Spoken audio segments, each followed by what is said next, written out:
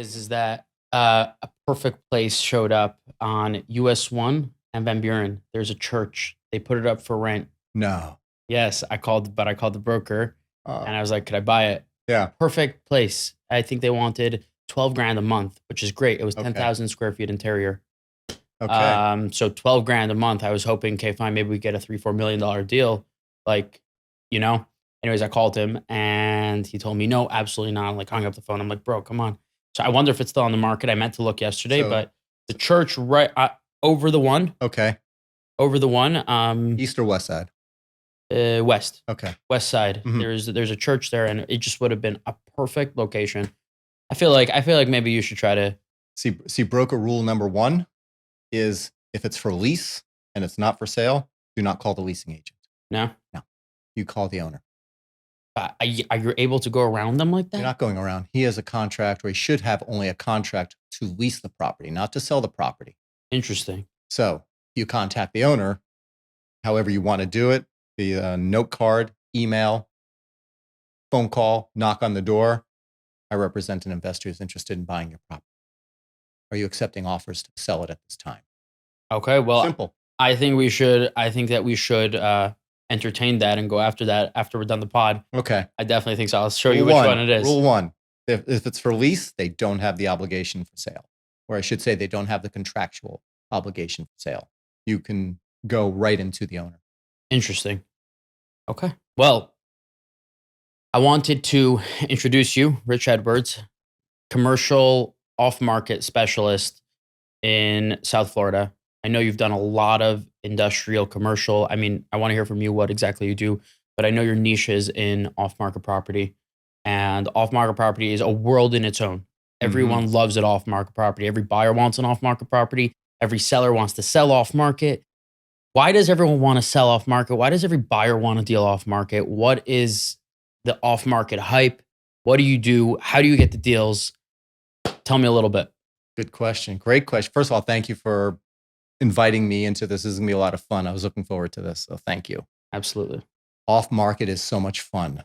It is a mystery upon itself. It's almost like you hear about a rave and you don't see it online. You don't see any advertising for it. You just hear by word of everybody's got to go. And that's what off market property is like. You are providing a service for potential investors to properties that are not available to anybody else. It's like the VIP velvet rope, and you just pull it away and it's only for them. Nobody else has access to it. And that is the lure for these type of off-market properties. It's pretty wild. And even though it's off market, though, Mhm. I've seen this and I'm sure you have and others also. Sometimes you still find yourself in a bidding war or bidding against other investors. Or is that part of your niche? You bring it to one investor and it's his until he makes that decision. How do you go about that? Do different clients bid on it? Do you show it to a few people? Do you give each person their chance? Or sometimes is there a bidding war because it's just a fire deal? Okay. My system is a little different probably than most. First of all, I represent sellers. They ask me to sell properties off market for them as well. And we can get into greater details on that as well. But if I have a buyer, if I find a property and I secure that property with the owner, he's not yet a seller. We go over the parameters, we do the necessary paperwork, and we discuss how I'm going to approach this. And I let him know, look, this is an off market property. It's not going to be on any of the listing sources. It's not going to be on MLS. It's not going to be on Crexy, LoopNet, CoStar. It's not going to be a sign in your front porch. It's a very discreet process. I work with only people who I have personal relationships with, my personal contacts, and I let him know in advance or her know in advance that this is the way it will go. Depending on the property, its location, the size, and the budget, I will go through my database and my contacts and decide who is this best suited for. And I will contact, I have a list of top 10. Of my top 10, I have a top 5 of people this may be suitable for. I'll go to my top one person and I usually give them 12 hours to make a commitment on this property. And if he or she doesn't, it goes to number 2. If number 2 doesn't pan out, then I send it to some more people. And by that time, it's 5 at a time, 10 at a time, until I hit maybe 100. But what we're doing in this process is it's not just the Wild West where an owner gives me a property and it's up to me to do the valuations. It's a cooperative process with the seller, myself, and my buyers, because it is almost like a pre-listing. If, let's just say, you own a property and you're looking to one day sell it, but you're not committing yet.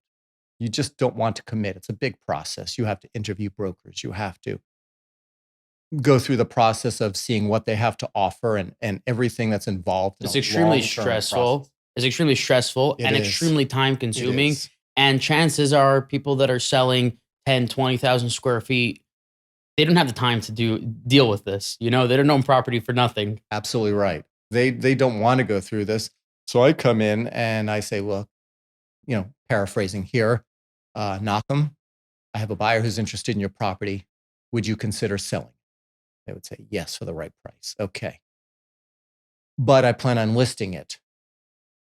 How about we do this? This is me talking to you. Give me 30 to 45 days to pre-list your property. I'm only going to send it to my contacts. It's not going to be listed. There's no sign. You have no long-term commitment to me. If after 5 days you say, I'm done, I don't want to do this, we're done. Very simple. From that point forward, I have 30 to 45 days to almost take this for a pre-launch to see what's wrong, what's right with the property. So at the end of this term, I can go back to him and say, Nachum, these are the issues we are having with your property. This is why it didn't sell or why we didn't get a good offer. Your tenant mix may not be correct. Your expenses are too high. You need a new roof. The environmentals may pan out, whatever that may be. This is one of the services that off market can provide to a potential seller. Got it. Did I answer that question, or did I just That was go off on a wild goose chase there? That was good. That was All right. that was definitely good. And I remember I called you. We were looking for a school and for a synagogue for the Chabad down here in South Florida. Mhm. And I remember that we almost got we So we close. dabble with the fire station. So close, yeah. Yeah. It's not over yet. It's not over. Not over yet. It's still possible. In this situation and no other situations, no does not always mean no. Correct. In most situations, no's turns into yeses and yeses turn into no's. Correct. More often than not, Mhm. which leads me into I've done some commercial real estate in South Florida and out of state. And I know that there's times that I've brought off market properties, number one, is to buyers or approach sellers. Would you have anything to sell? Yes. Okay. And we bring them, let's say, an offer. Let's say they want the 35 million. We brought them 30 million or 29 million, a real offer. Mhm. And they just changed their mind and they don't want to sell. So now you Mhm. wasted the buyer's time, you wasted your time. So how often do you find yourself in a position where you thought the seller was real Mhm. and you worked on it and you pretty much had a deal pretty close, but then the seller was just like, no, I'm not. Because again, off market, a lot of times it's not necessarily a listing agreement, it's a word of mouth. At the beginning, though, Mhm. sometimes it's just verbal. It's like, yeah, if you sell it, don't worry, I'm going to pay you. And let's say you know the person or not. But sometimes it's just like sellers aren't really serious. And when you bring them something, it just falls apart. So does that happen to you sometimes? Is that a regular thing or totally not? It happens. And anything could happen anytime. Even if you do a listing, that stuff can still happen. The one of the problems with off market is you don't have that listing agreement, that formal listing agreement to fall back on, where if you are the procuring cause and they back out on the deal, there are ramifications for that. In off market, there are none. Correct. So what I do, and I'm sure a lot of other off market brokers do, you really have to qualify your prospect and qualify them and make sure they know what they're getting into. And I have them even do paperwork. I'm very methodical most of the times with my paperwork. And I'll have them sign a fee agreement and just something saying, look, this isn't an exclusive listing agreement. You're just authorizing me to sell this property over a 30 to 45 day time window. But it does happen. I had somebody a couple months ago where the family didn't see eye to eye at the end of the process, and it just fell apart. So it does happen, but you have to have the mindset to keep going.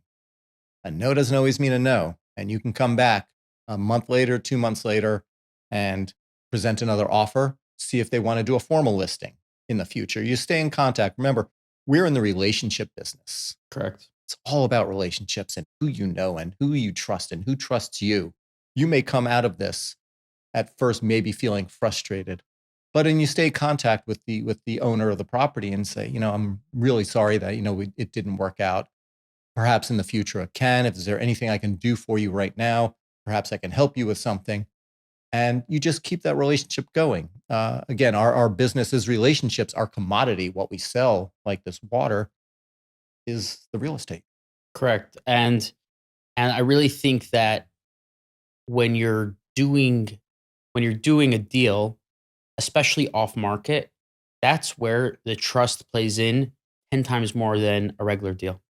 Like Mhm. as an off market broker, the main thing, and this is across business, but this is so amplified as an off market broker because when you tell someone this is not going to be blasted out on someone's 30,000 investor drop shipping, wholesaling, real estate Mhm. email group. Yeah, So when you tell them, no, I'm working with my clients, whoever is in my phone is going to get it. exactly. I have 10,000 contacts in my phone. And of those 10,000 contacts, 150 people are going to get it. That's it. This isn't getting blasted. And there's a lot of trust there. And, if you mess up, you're going to hear about it. Oh, yeah. If you give it, and that's also, like you said, vetting your prospects. Like when you're sending it to the buyers, like you have to know also that you trust those buyers, that they're not going to go around you because they go around to the seller. The seller's like, bro, what's going on here? I thought you're representing me. And then you're like, no, I actually sent it to them. They're my Mhm. buyers. So, well, then why are they going around you? So it gets so tricky. And it really is about vetting. And in the off market, it's just about really knowing who you're working with and trusting them and them trusting you and having a mutual agreement that no one's going to screw you. Mhm. Agree. Trust and discretion. When I work with sellers, they'll contact me. They'll reach out to me. First of all, not many people have heard of Edwards Realty Services, Rich Edwards. I fly under the radar. I've been doing this for nearly 20 years in this capacity in commercial real estate off market. And I got into it sort of by accident, but um, you really need to be methodical in how you present a property. I will provide properties to my buyers if a seller says, look, I'm going through a divorce. I don't want my soon to be spouse, partner to know I'm selling this property. I don't want to scare off my tenants by letting them know I'm selling this property. I don't want my competitors in the shopping center across the street to have an edge up on me by knowing I'm selling this property. So please, keep it. And I Hush, hush. understand.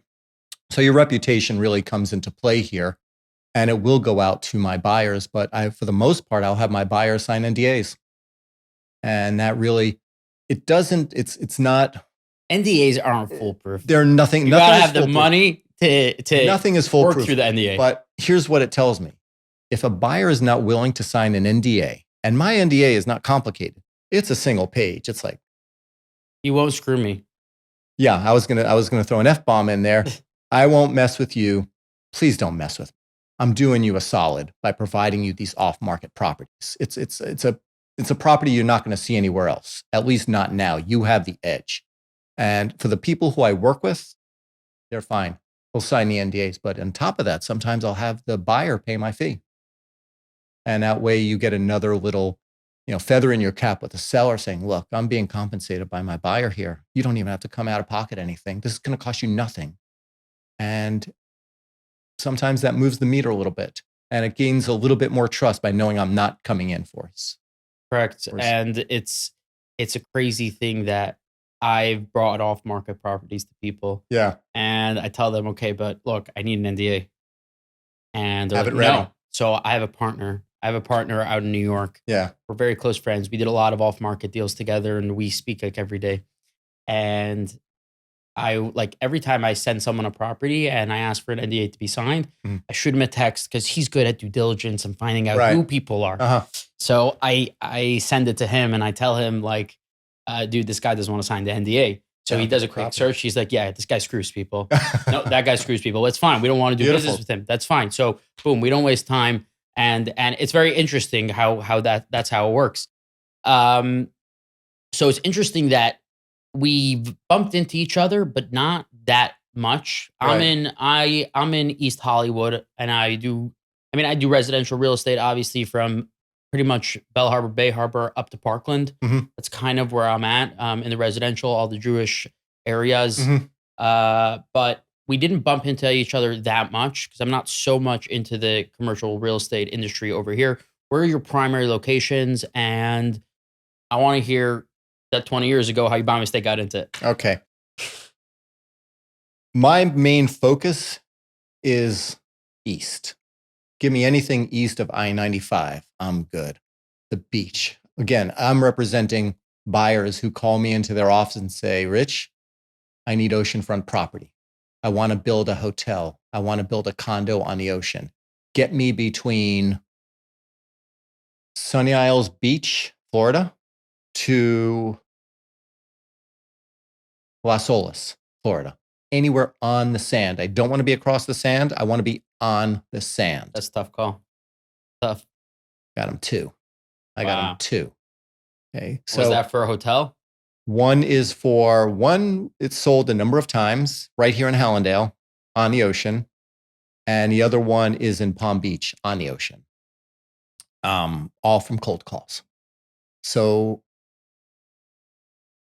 mostly the east on the water, if we can help it.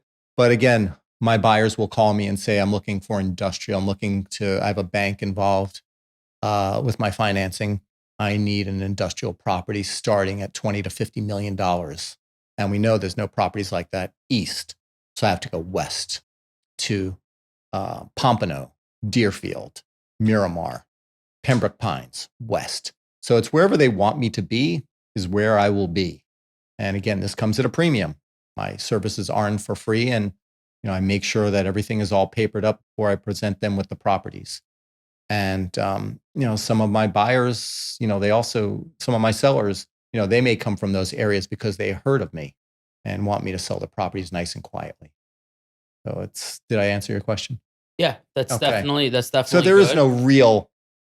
there is no real Like focused location. But I You're a man do- of the people. but I thank you. But I do know Southeast Broward, Northeast Dade better than the back of my hand. When I start my workday every day, and this is going to feed into how I got into this, I like being in my car and I like going through neighborhoods every day. That's my moving office. I'll make phone calls. I'll schedule phone calls. And instead of sitting in an office making these calls all day long, I'll drive to a location. I may sit in a shopping center for an hour, watch the people go in and out, but I'm on the phone all the time, wanting to see what type of clientele this shopping center has. How vacant is the shopping center? Is it run down? This may be the perfect opportunity for such and such a client because Wow. it needs some love. And then you start digging into the finances of the property. And now we start getting some methodical points of how to pick out those properties. So you will, let's say, spot a property, go into it, let's say hang out there, and then call the owner, or you called the owner already and then you went and scouted it out. Which way do you go about it, or every time it's different? Every time it's different, but it's more or less the process. I'll scout it out. Either I find it online or I'm just driving and I'll just sit in a location. I'll see a building that may need a little bit of love, that my people want value.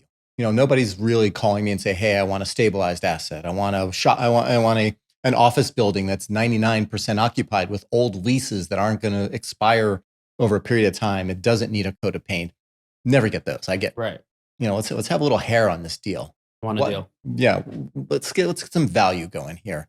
And I will see a property if I think it's a little bit neglected, maybe some deferred maintenance.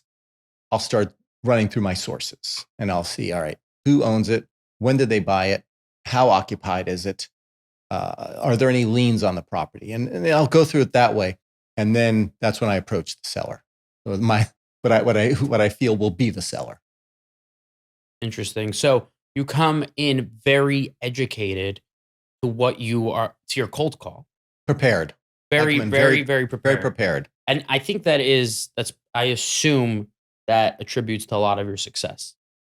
And when you make a cold call and you know what you're talking about and you're able to run through and give information that this isn't just a random cold call, you didn't dial it. Mm-hmm. You dialed this intentionally with a purpose, and you did your due diligence and you understand a little bit about the building and you know what you're talking about. I feel like the cold call just goes better, smoother, and gives you the opportunity to really make that relationship rather than picking it up. Hey, I love your shopping Yeah. center. Are you looking to sell? I have Right. a buyer.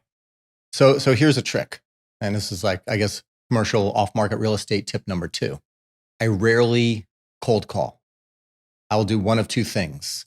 I've been through doing this one process throughout my entire almost 20 years in this business. I send a handwritten note card, snail mail. Remember those? Snail Okay. mail. I mean, I don't necessarily remember it, Okay. but I know the term. I know the term. All the crap you get in, if you ever go to a mailbox, I don't know if people still have mailboxes of all the crap. So what I do is I have these little fold over note cards that look like thank you cards. My logo on the front. Flip it open. My contact information is at the very bottom. I said, "Dear Nachum, hi Nachum. Would you consider selling your building located at 420 East Hallandale Beach Boulevard to my client? Please contact me if you're interested. Contact info is below. Thank you." Boom. Handwriting, no automated bot No automated handwriting bot. thing. When I get these things in the mail, sometimes I'll look, I'll say, that's a bot that did that. That's not real. That's not real. My horrible scratched handwriting, my wife will look over my shoulder and she goes, "You're not sending that, are you?" I said, "Yeah, but you crossed off the word." I said, "I misspelled it. I'm sorry." And yeah, it's the handwritten. My logo is not on the front of the envelope. It just says Edwards, my address, their address, a nice looking stamp that doesn't look like a prefab forever stamp goes out. And if I don't get a phone call within 5 days, then I call them. So now it's no longer a cold call. Now it's a little bit of a warm call. Right. So I'm not interrupting their day. I'm not just calling to say, "Hey, this is Rich. We want to buy your shopping center." So now it's a little bit of a different scenario. Now they're a little prepared that I may call. Or what happened with the scratched out, ugly penmanship card, that guy ended up calling me and said, "Yeah, I got your card. I'm interested in selling. When can we meet?" He didn't say shitty handwriting. No, he probably had shitty handwriting as well. So that turned out very, very well. So it'll 9 out of 10 times start with note cards, and I'll bundle them up. I'll have at least 4, 5, 10, 20, 30 cards that I'm sending out at a time. And then I'll follow up with a telephone call about a week later. I want to give them some time. I don't want to pressure people. It's a very delicate process when you're calling somebody, and you have to treat the people with the utmost respect. It goes back to being in a relationship. The other thing I'll do is an email, because if I go through my database and I can find their email address, I will send them an email, basically that method, 2 sentences with a few other pieces of information. The short and to the point. Yeah. No Not- no salesy talk. No. No, it's just right to the Again, point. if they're looking to do business, you're looking to do business. That's what it boils down to. Yeah. And that's how you get deals done. So how did you by mistake get into it? So I was in the food service distribution business for 17 years. Okay. Going to restaurants and country clubs and hotels throughout the 90s, the upper 80s, the 90s, and the early 2000s for a local company. And I would have we had inventory of about 17,000 items in stock. So every day I'm in my car and I'm scouring properties from South Miami, Coral Gables, Brickell. Imagine Brickell back in the late 80s, early 90s. Downtown Miami. Could have broken some property there. To what's now the Design District. Wynwood was not Wynwood back in the day. Wynwood was a place I want to drive real fast, keep my head down, and just go. South Beach was not South Beach back then. Grandparents, they stayed in a hotel there on 8th and Collins. Now it's a Tommy Hilfiger store. But back then it wasn't South Beach. It was just Miami Beach. All the kosher hotels. And I sold them all. I sold Joe Stonecrab. I sold Penrod's, Nikki Beach, Clevelander, all the way up to Aventura and all the country clubs in Aventura, through Hollywood, through Dania. So every day for 17 years, I'm in my car finding properties. Lincoln Road didn't have a Starbucks on it yet. And I knew demographics. I knew where markets were. And I called it a day after 17 years. And I was recruited by a New York commercial real estate company. And they brought me in. I had no technical real estate experience. Yeah, it's an office building. Yeah, that's a shopping center, but nothing about leases. I knew nothing. They took a shot on me. They took a shot on me and said, "Look, you learn the real estate business. This is what we expect of you. And this is when they told me, look, we have buyers from New York. They want South Florida properties. They don't want them on the market. What does that mean? If it's listed here, there, or if they've ever seen it, they don't want it. They want something special. They want something different. I'm like, okay, my years of sales training comes in. So, okay, so where do they want to be? Somewhere in South Beach. So I started gridding areas. I started with south of Lincoln Road, between Alton and Washington, multifamily houses. And I started with the note cards. Dear so-and-so, would you consider selling da, da, da, da, da, da? Out, out, out. Aren't you going to ask me how many hits I got? And it converted. I'm waiting. Tell me how many hits. Zero. Ah. Zero conversions. However, I did meet a lot of great people, and it did lead to other relationships and other deals. And so I sold a shopping center within the first year. It was like $12.5 million just from a cold call. Then I was recruited away from this company and into another company because they saw how hard I worked with my prospecting. My prospecting was very diligent. Again, I come from a sales background. And one of the principals who got me on the road, he said to me, what are you doing in here? I'm in the office. It's like 11 a.m. He said, real estate is out there. Real estate is not in here. Get out there. Don't be in here. So that's when I started the practice of keep driving around the neighborhoods, keep looking at properties, taking my notes, doing my due diligence, making the calls. And I do that every morning until about noontime. So my day is split up into two. So I happened to cold call a very, very large office building in downtown Fort Lauderdale that this group wanted to convert into office condos, the first office condos in all of downtown. Get me one, all the towers. Okay. I hired a bunch of other realtors to do the work. We split the city up. We each took about a dozen buildings. After 2 weeks, not one of them did a single thing. I took all their files. I'll take it. I started cold calling every single one of them. I started sending out note cards to every one, and I hit one out of maybe 50. And it turned out to be the museum building, what's it called? Museum Plaza in downtown Fort Lauderdale, 200 South Andrews Ave. Wow. Vacant. It was owned by Wayne Huizenga at the time. And sold that. It was a really big to do, and the buyers who bought it, balls. It was a vacant $25 million investment that was a shell, and they had to convert it, and they phenomenal job. They made a ton of money on that. They did. Wow. I believe they made it. I shouldn't say they made, but I believe they made a ton of money on it. It was written up. I sold another office building about a month later in Keystone area, right on Biscayne Boulevard. That was owned by Johnson Wales University, off a cold call again. And it was written up in South Florida Business Journal. And I started getting calls from investors. Get me one of these, get me one of those, get me one of these. And I had sellers call me up saying, can you sell this for me without all the fanfare that goes along with it? So yeah, you got the perfect recipe. A niche was born. Wow. And since 2004, this is what I've been doing. Wow. That is amazing. I'm like amazed by that. And that's the way to go. But you know what's amazing? There's nothing special. There's no magic bullet. It was just, doing the work. So many young brokers out there and experienced brokers out there who are doing the work every single day, making their calls, have a contact list, expanding their relationships. And that's really what it takes. Anybody can be a broker and hit one or two deals.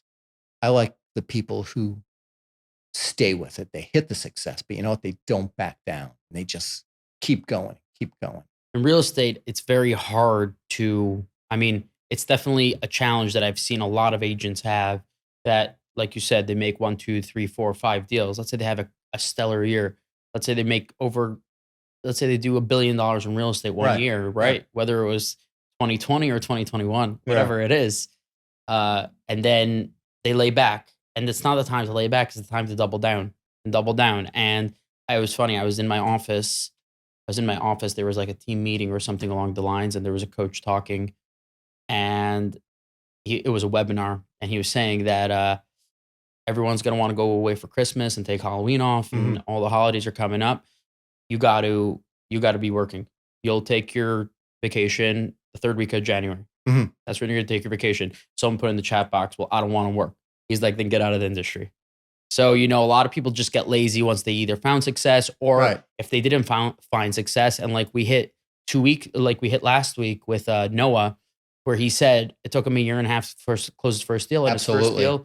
first deal was $59 million. It's beautiful. He works for CBRE with Larry Janae. Oh, the guy's a stud. I'm sure you know that. The whole team, Yeah. studs. Tom also. Mhm. Right. So Noah started at the bottom 2 years ago, cold calling, banging out the calls, and then he hit his first deal, and he's crushing it right now with CBRE. I love when brokers do the work and get rewarded for their work and stay with it. He's with a very good team. Yeah. Those guys don't back down, and I love that. Yeah, they're amazing. It was funny. I went to the Rolex store with Noah, and we were trying to get a Rolex. Obviously, you always want to get on the wait list, like whatever. It's a dream to be able to get the Sky Dweller, or, something like that directly from Rolex. And we were discussing, and he was telling the rep like what he does, and he was like, not to brag, but like every time you drive by, like CBRE, Tom or Larry, like I'm in there in small. That's me. That's me. That's my size. So he's gonna work his way up that. Up that. He's working his way up the ladder. Good. Slowly. So I think this is going to be really interesting, and I'm curious to hear what you have to say. And I think it's going to be interesting for a lot of other people. How do you feel in the current market state? Interest rates, is the market at a standstill? I know there are some buyers, but they're more picky. Tell me how it is. Like, what's your feel on the market? Are we going up? Are we going down? Are we just floating? Like, you see obviously everywhere, at least in the residential side, every person on TikTok and Instagram is saying that South Florida is in the biggest bubble of all time, and they prove it and back it up with 1965 stats. And I'm like, okay, interesting. But in the end of the day, whether it is in a bubble, whether it's not in a bubble, year over year, we're down on sales, but prices have not really gone down in the residential world. So I'm curious to know in the commercial world, obviously sales are so slow right now in the residential world due to about 8% rates. I think we're at like 7.6 right now. Last week we were over 8%. It's just it's so up and down. So how is it in the commercial right now, today, as of November 1st? Happy November. Thank you. Right? It's November, right? Yeah. Okay. I want to make sure my date is right. You ever see the show Game of Thrones? Yes. Winter is coming. Got it. Winter is coming. The rate hikes. Insurance on buildings have quadrupled. They were high enough, but now have quadrupled. If you're a developer, now add on the cost of construction onto all that. Now add on inflation to all that. And it is just like, I don't think South Florida's in that big of a bubble. I was talking to one of my investors a couple weeks ago, and he looks for properties throughout South Florida. Big investor, big developer. And he said everywhere else in the country, it's hemorrhaging. South Florida is slow right now, commercial world. It is slower. If you read some of the national papers, if you read The Real Deal, what used to be headlines would be somebody just closed a $200 million deal. Somebody closed a $30 million, and it would just be deal after deal after deal after deal, or this just hit the market. Now it's like, it almost reads like TMZ. These people are getting divorced, and what will it mean for their holdings? And it's almost like filler, not to pick on Real Deal, but that's the deal. So it is a little bit slower. Well, a lot of it slower. You know where I realized that it was slower? When they published the September stats. They published the September stats. Yeah. The highest sale in Broward County for a condo was me at 3.725. Congratulations. Thank you. I was featured as the highest condo sale. I'm like, if I'm the highest condo sale, it was in the Trump. It was a beautiful unit, 4,000 square feet. Beautiful. Gorgeous. Congratulations. Versace wallpaper, Ferrari bathrooms. It was not normal. Mm-hmm. I was like, sheesh. Mine was the highest condo sale in Broward County. And they have nothing else to report on. And what's funny is when you scroll down to the bottom, they also say the lowest sale, which closed at like $69,000. It's just interesting. But yeah, 100%. The articles are nowhere near what they were. Exactly. So that sort of gives you an indication as to what's going on. However, meeting with my developer, he said 2023 and a little bit beyond, maybe the beginning of 2024, if you have balls to invest in this market, you will do very, very well. Get the properties, because here's what's happening with some investors. And this goes back to preparation and homework and studying on these properties. Seeing when properties notes start coming due. See if they're looking to refinance. Now we have older properties that an owner may have had for, let's say, 7 to 15 years. So their basis is probably low. They need to refinance. Now their refinance rate may be over 8% when they're used to maybe 2-3%. Yeah. Their mortgage, their debt service just bubbles up, goes over the top. These are the people who may need to get out and get out now. So I saw this back in 2008 when people needed to get out. We had buyers ready to go in. Not vultures, but you know what? They'll get you out of your misery. You'll still make some money. It's not going to be that money that you could have had 18 months ago when the market was frothing and it was a seller's market back then. But deals are available, but it is a lot more work. You really have to go through your deals and your property information and all the numbers very, very closely now, because sellers, for the most part, it may be the proper time for them to exit. Right. And I also think that, I mean, going through property numbers in general, you know how many times you get, I'm sure you work with other brokers and on other properties Love as working, well. love cooperating with other brokers. So like, let's say they bring you a property, right? Mhm. And they give you an OM or they give you financials, and the financials are just a Shit. lie. They're shit. They're just a lie. I saw a meme. I wish I could pull it up. I saw a meme yesterday on Twitter X, and it was financials that the broker sends versus the financials that are actually there. And the first picture was like a lawyer suited up in court, and the second one was Sam Bankman. That's hysterical. So there's definitely a lot of that. So how do you make a deal work in this market? Very, very carefully. It takes a lot of skill, a lot of negotiating to make deals happen now, because the seller needs to be very transparent. There is no hiding, especially now with the financing. But what may work in a buyer's favor is perhaps maybe seller financing. Seller financing is now coming into play. It's the first time I've seen it in quite a while, that they're really coming forward and saying, look, help me out here. Let's see if we could do a 60% seller financing. Even though the wealthiest of investors right now are doing that. Anything to try to keep their debt service as low as possible. Correct. And I think educated and seasoned investors and sellers Mhm. will do the seller finance. It's not like a residential. I have a friend that's doing a lot of they used to do a lot of residential. Now, obviously, now the numbers don't work. They were doing short-term rental, and they're only buying with seller finance. Yeah. But in the residential world, it's just ignorance, and the seller's like, nope. Yeah. Even if you give them 50% down, so they have all their equity out plus their profits, and hold the note for 2 years. That's all we're asking. Give me a 2-year hold on your 4% rate, Yeah. and then we have a deal, and we'll give you the 2.8 that you're asking for. I remember there was a deal in the Hollywood for sale on the market, asking 2.7. Mhm. I gave them 2.6, 2-week close, 60% seller finance on a 2-year term. What rate? 5.5. Okay. 5.5, maybe even 6. Okay. Something along those lines.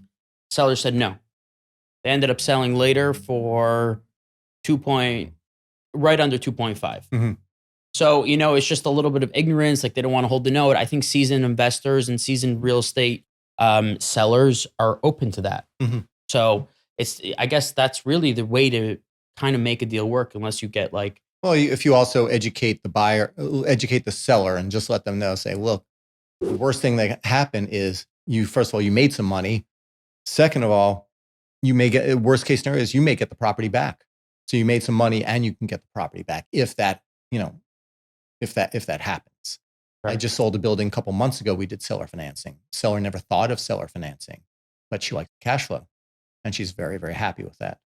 Amazing. It's the way to go. And it's definitely the way to make it work. And that leads me into it's interesting that you haven't seen that in a while. When was at what point in your 20 years of doing in the business, what was your biggest transaction? One singular largest transaction. Well, can I rephrase that a little? Sure.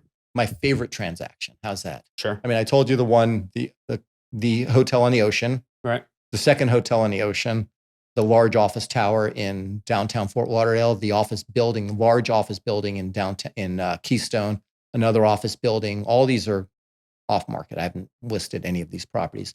Another office building, a bank building in Aventura, and just some large industrial properties throughout Pembroke Park and Hallandale and Hollywood, all through the note cards and all through cold calling. But my favorite transaction was with a family, friends of the family. He's an artist, and his wife, who's friends of ours, called me and said, "Look, I'm looking for a studio for my husband to display his art so he can showcase his art and also have enough room for my daughter to teach yoga classes." Interesting.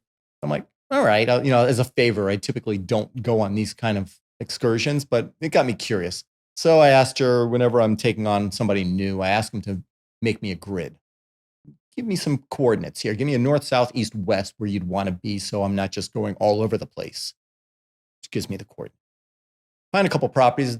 I drive up to this one house. It was actually one time it was a house, but it was being used as a business, and it was licensed as a business on 17th Street Causeway. Across the street is a brand new mixed use property being built, 300 to 400 units.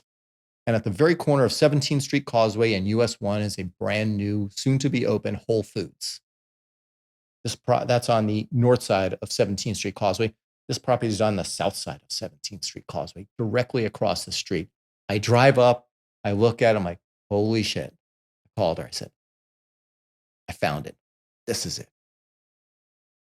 Toward the property, huge backyard, trees and bushes, and a lot of room for her daughter's yoga. Great room for the art display and to have parties and showcases. And it was the easiest transaction between the seller and the buyer. We showed up at the lawyer's office. The buyer brought champagne. We're all taking pictures and hugs all around. And I told her, I said, what you got this building for, you're going to make really good money on because of where it's located. And an investor will call you one day and ask you to sell your property out of the blue.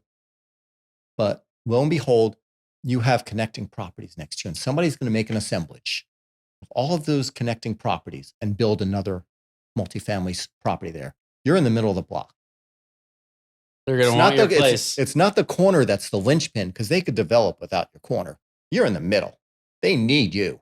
So you are going to do very, very well with this property, and you have a place for yoga, you have a place for art and entertaining. You're right down the street from the beach and across the street from Whole Foods.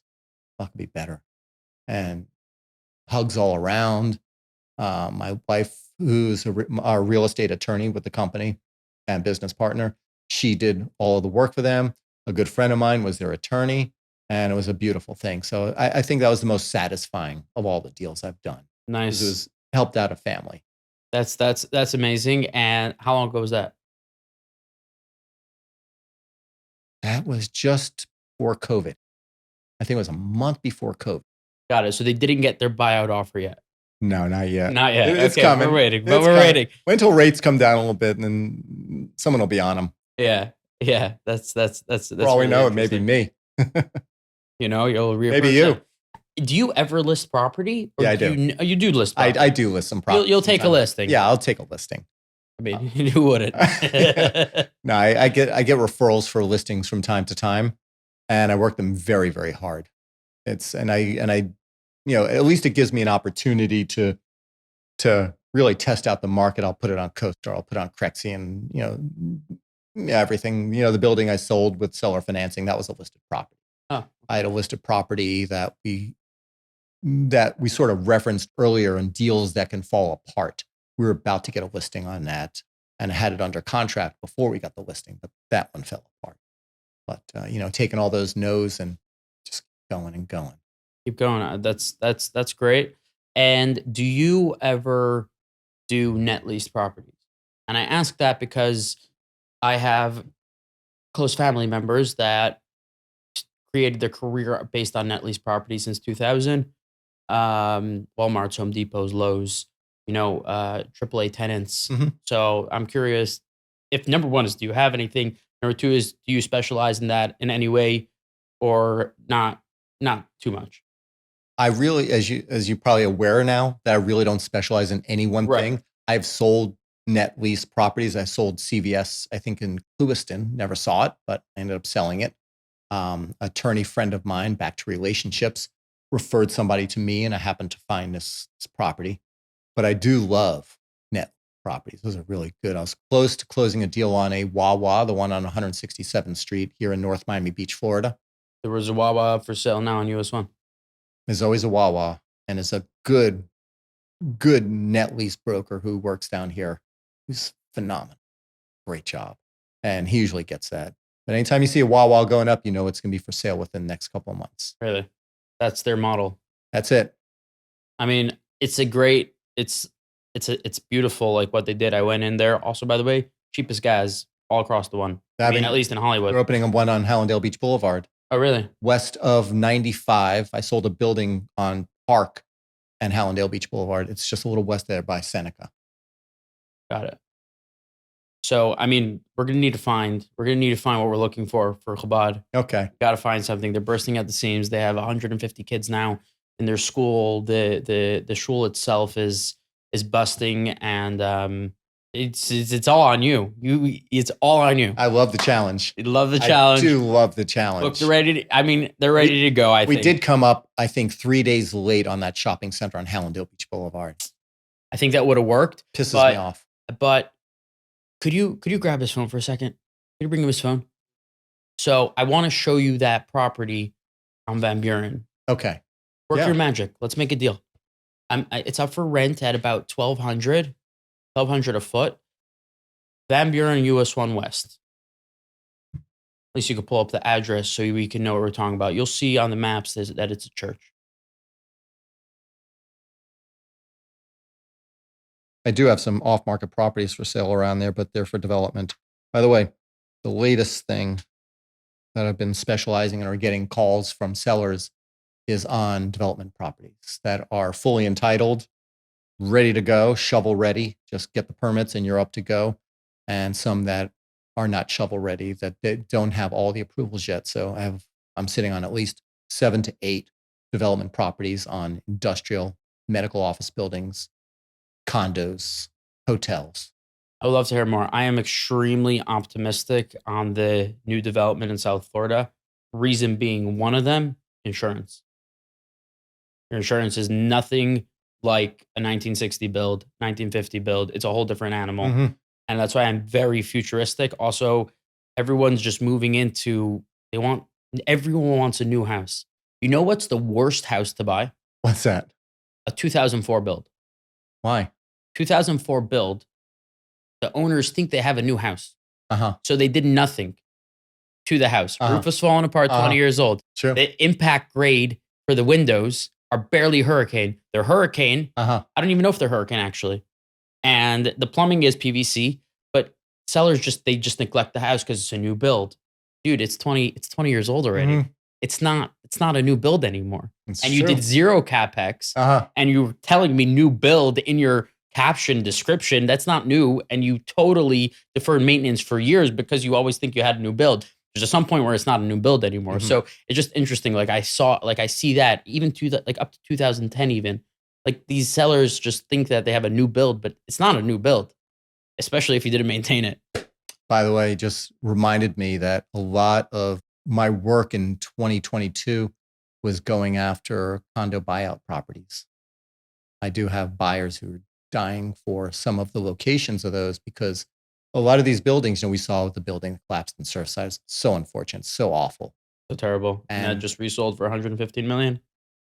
So I have buyers out there who are saying, look, find these buildings that have not passed their 40, 50, 60-year inspection, that have deferred maintenance, and they can't afford. They can't. These homeowner associations with their monthly maintenance can't afford these assessments that are coming up with all the new laws and regulations and oversights and new insurance and reserves and roof and sprinkler systems. These people are going to be getting a bill within the next couple of years, and they're going to want to get out. So we're trying to take some of these buildings and see if they want to sell them and either convert them back to apartments, maybe just fix them up, or just demo them and start over. It's so crazy. The HOAs here in South Florida are a whole different animal. I had a client, my client at Trump, I called him yesterday. I was like, hey, what's up? How are you? We were talking, schmoozing. I'm like, okay, so tell me. He's like, you do not understand the drama that's going on in the Trump. We're 200 units. And I promise there's a presidential election right now because there's only 3 people on the HOA board. So everyone in the email thread is saying that if there's 2 people just talking to each other like we are right now, that's a board meeting. But that means we're allowed to listen in on it. So we have to make it more people. So every time my clients come in, they come in every other week for the week, something like that. Every time they get approached by one of the candidates for the HOA, and it's just like drama and chaos. They want to redo the pool, but a pool's a 1.5-year project. And you're living in, and they're paying $3,000 a month, by the way, HOA fee. So to not have a pool and like such crazy stuff. I also found out that the Trump sued the developers for $35 million because they didn't do stuff correct or something along those lines. Anyways, I think our time is up for now. Okay. We're going to talk about the Van Buren property off camera. We'll finish it.